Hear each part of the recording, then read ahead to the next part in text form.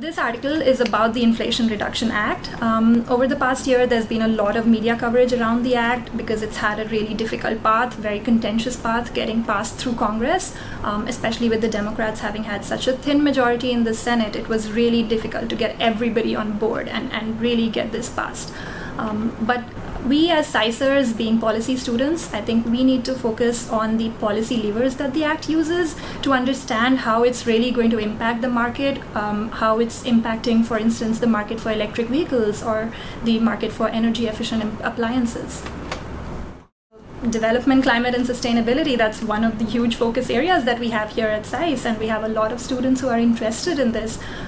Even for people who are not concentrating in climate and sustainability specifically, I think this is a huge piece of climate legislation. It's putting $370 billion towards climate action, and anybody who's living in the US should definitely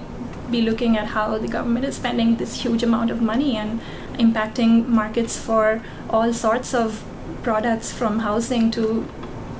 vehicles, to how we move around, how we live, everything. It's important to note that Biden's original proposal for climate action was a lot more ambitious, and its wings got clipped kind of as it got passed through so many iterations, trying to get reconciliation and trying to really get this act passed. So it is important to point out that even though this act is really ambitious and it makes a lot of changes, it's still not aligned with the US's pledge at the Paris conference for 50% emissions reduction by 2030, but it does go a long way towards it. And another thing that surprised me, for instance, was that there's been a lot of pushback from domestic auto manufacturers because this act has some really high requirements for domestic manufacturing and domestic sourcing of raw materials, which the US is not capable of at the moment.